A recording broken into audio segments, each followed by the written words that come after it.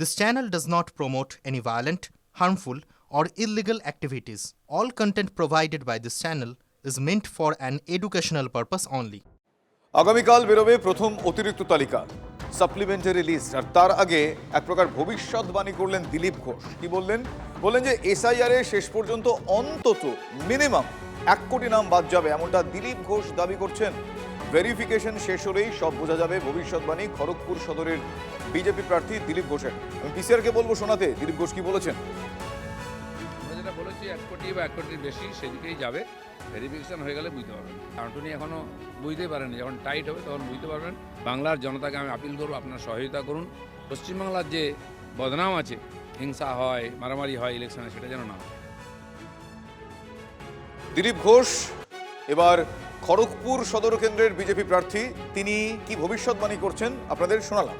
এই মুহূর্তে আমার সঙ্গে টেলিফোন লাইনে রয়েছেন তৃণমূল কংগ্রেসের রাজ্য সহসভাপতি জয়প্রকাশ মজুমদার। জয়প্রকাশ বাবু, এত মানুষ, অসংখ্য মানুষ বললে কম বলা হয়, যারা অপেক্ষায়, তাদের নাম আদৌ আছে কিনা বা থাকবে কিনা দুশ্চিন্তায়, অনেকটা দুর্ভোগেও, সে সময় দিলীপ ঘোষ বিজেপি নেতা, তিনি এহেন ভবিষ্যৎবাণী কিভাবে করছেন আপনার কি মনে হয়?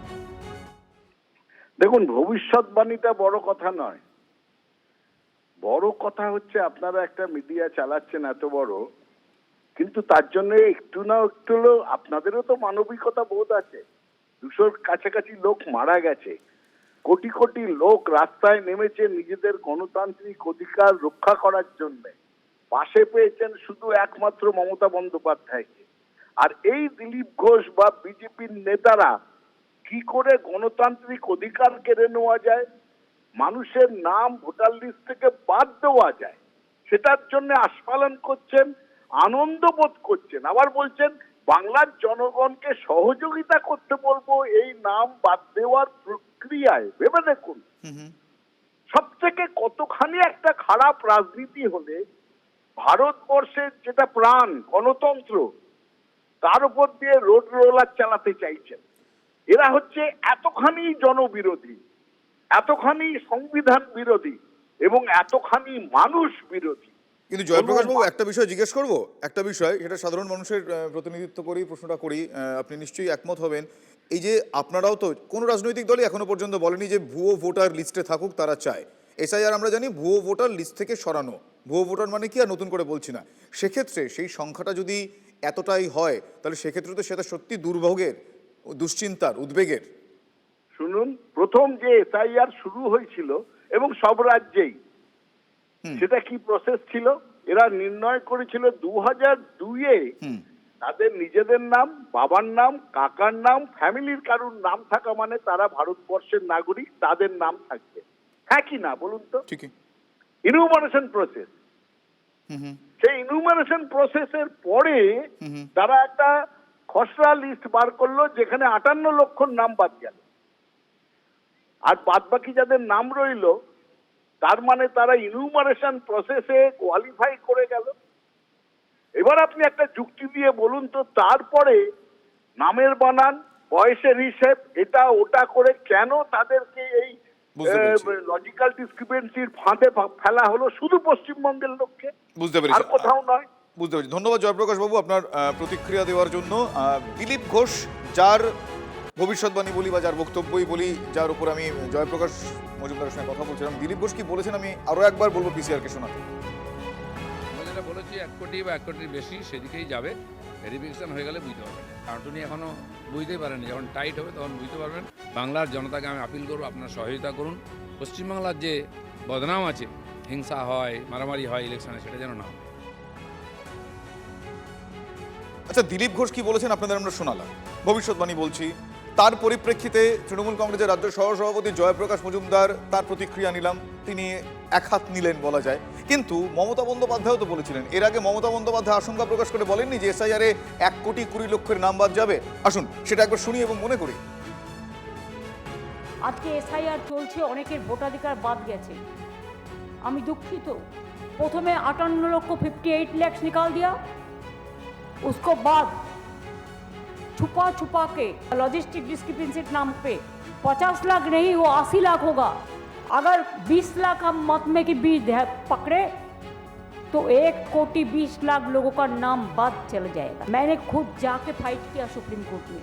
हमको पता नहीं है 28 तारीख में जो लिस्ट निकालेगा, ये लोगों ने छुपा दोस्तों हम लोगों ने 1,20,00,000 लोगों को नाम उतार दिया आफ्टर 14 कि लॉग इन उसका पास में है। ऑर्डर भी हो गया, 4-5 दिन हो गया कोर्ट का, उसका बाद भी काम शुरू नहीं हुआ। मेरे को पता नहीं है 28 तारीख में जब लिस्ट निकालेंगे तो लोगों को मन में जिसको नाम नहीं रहेगा कितना दुख होगा। क्या मत प्रे करके जा रहा है জাস্টিস के लिए, जियो और जीने दो। এই মুহূর্তে আমার সঙ্গে টেলিফোন লাইনে রয়েছেন কংগ্রেস নেতা আশুতোষ মুখোপাধ্যায়। আশুতোষ বাবু, আমরা যে রিয়াকশনসগুলো মানে পলিটিক্যাল রিয়াকশনস আমরা বলি, দিলীপ ঘোষের মন্তব্যের পরিপ্রেক্ষিতে আমরা পলিটিক্যাল রিয়াকশন, দিলীপ ঘোষ বলছে যে 1 কোটি নাম বাদ যাবে, মানে ভবিষ্যৎবাণী করছেন। এর আগে মমতা বন্দ্যোপাধ্যায় আশঙ্কা প্রকাশ করছিলেন 2-4 হচ্ছে, সাধারণ মানুষের ভয় আরো বাড়বে। আপনারা কিভাবে দেখছেন বিষয়টা? তো প্রথমে বলি, আমি আশুতোষ চট্টোপাধ্যায় বলছি।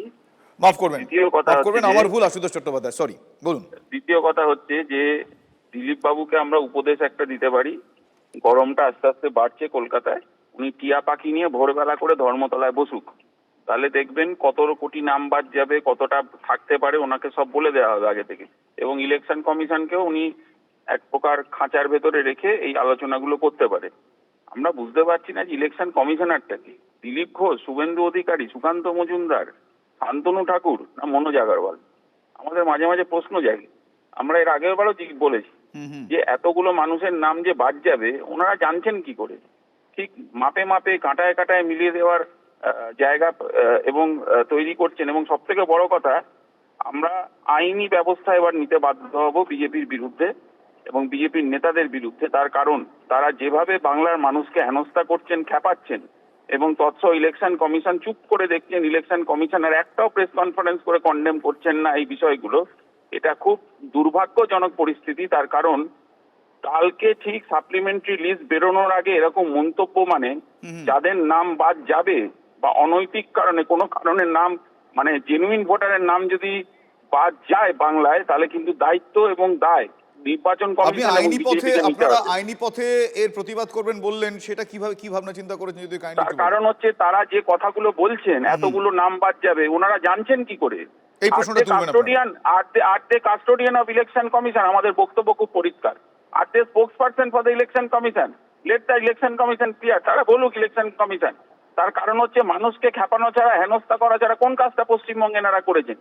এবং আপনারা প্রেস মিডিয়া আপনারা দেখছেন চোখের সামনে ঠিকই। যে কালকে সাপ্লিমেন্টারি লিস্ট বেরোচ্ছে, একটা সেন্সিটিভ টাইম, এই সময় এরকম বক্তব্য করে একটা ল অ্যান্ড অর্ডার সিচুয়েশন তৈরি করা হচ্ছে পশ্চিমবঙ্গে, যেখানে তৃণমূল অদ্ভুতভাবে চুপ করে আছে এবং তাদের সঙ্গী হয়ে কাজ করছেন।